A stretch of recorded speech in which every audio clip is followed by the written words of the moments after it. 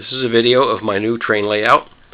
I just added the last bit of track a few days ago and got it wired up yesterday. Been working on it a little bit, almost a year, gradually adding more and more track. I've got it built on an open framework. This is to help make it easier to add scenery later on. The big opening in the center up here with a chair in it now is where we're going to have a downtown area and also a residential area with some parks. And in the back left corner, that circle, open circle there, there'll be a probably a lake. That back corner will be inside a mountain with several tunnels going through it. Those open areas will actually have several removable platforms for supporting the scenery.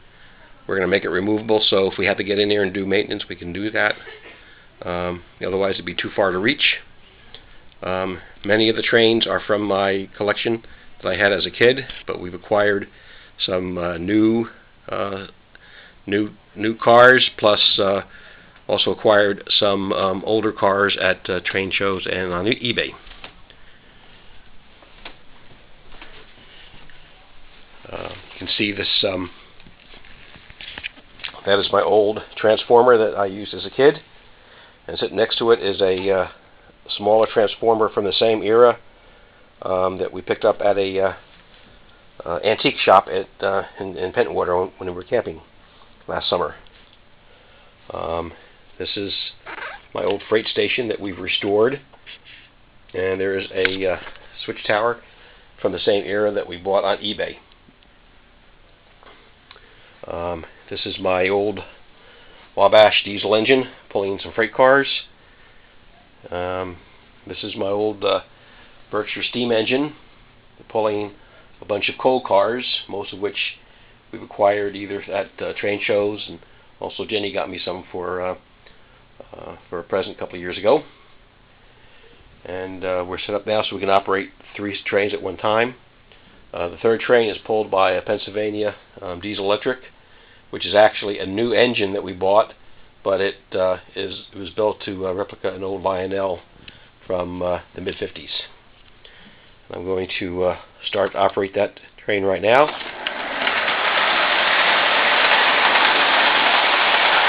And behind it you can see our piece of land model that Kathy built. And now I'm going to start up the Wabash.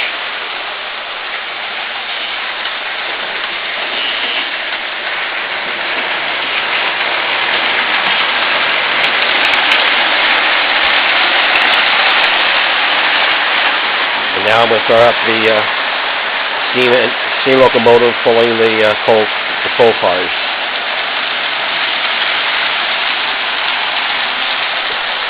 It may be hard to see in the video, but it's actually going up a fairly steep grade now, about 3% grade, which is not too steep for model railroads, but it's unheard of for full-size railroading.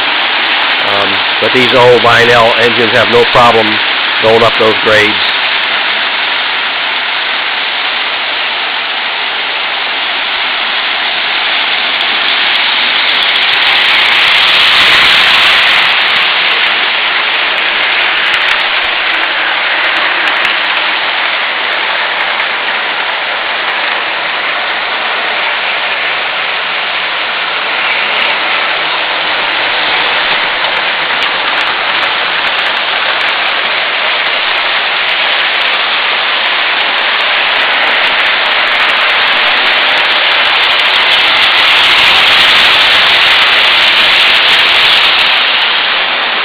It was actually pretty easy to get these old trains running. There's enough interest in the hobby where actually buying and replacing parts is it's actually pretty simple.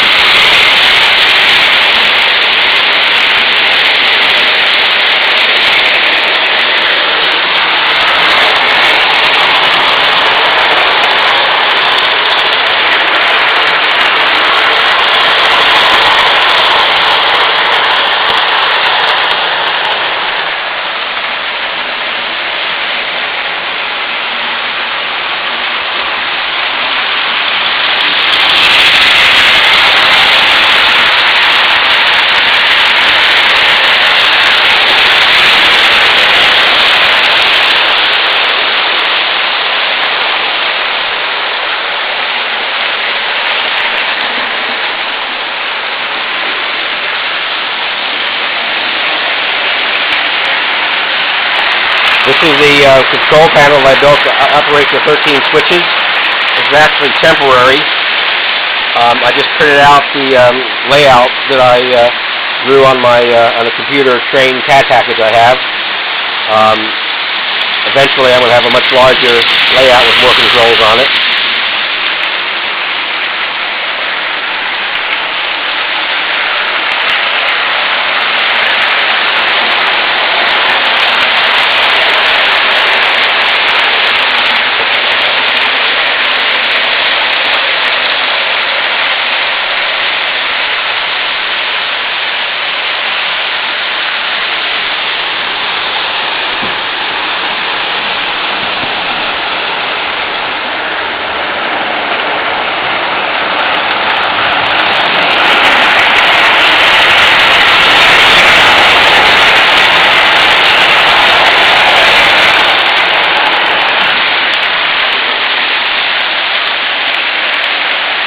And most of the wiring is underneath the table.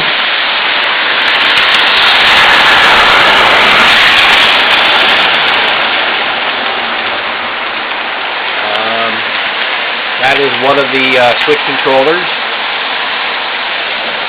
And although today the hobby has evolved to the point where they have total computer control of all the trains, you can, if you wanted to, control each train engine remotely with the radio link. I have chosen to use only technology that was available in the mid-50s, so I am using old relays and heavy gauge wire, big transformers. That's just how I've chosen to operate the railroad.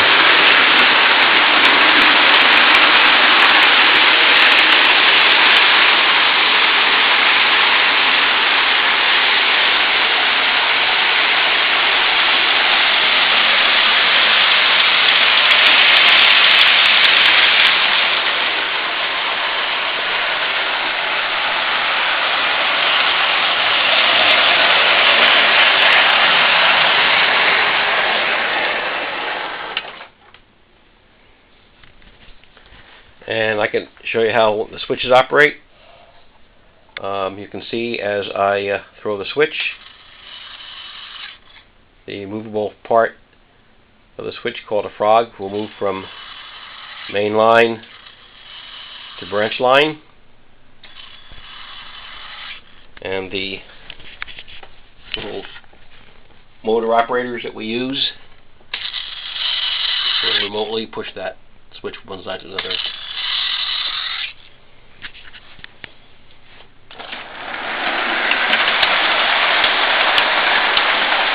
I just operated several of the switches, so we'll now operate in a figure 8 mode. We also can use this to turn trains around.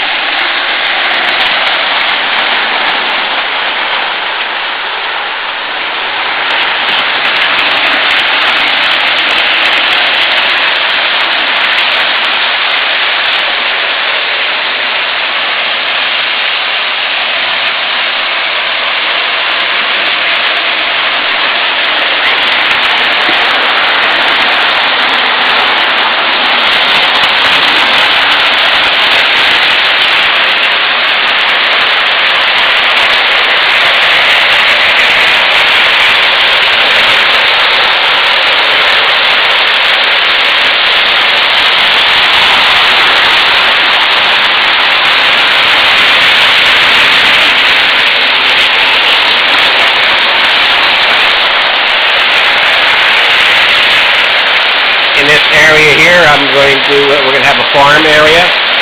I've got space to install some of my old Lionel operating accessories, like a cattle unloading car and a milk unloading car.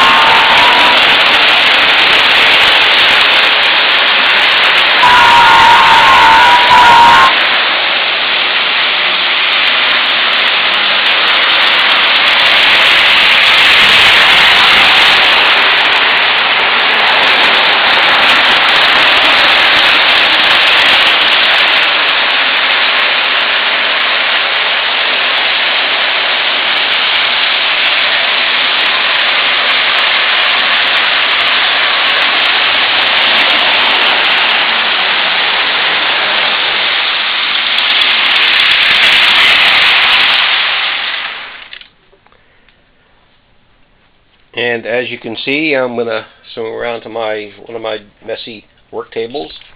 But underneath, you'll see a bunch of our structures that we have. Some of these are built, I bought, ready-made, but most of them were built from kits, and Kathy built them and painted them. She's turned out to be the detailed modeler, which is great because that frees me up to play with the trains. And that will conclude this video, and maybe I'll do some more as we make more progress.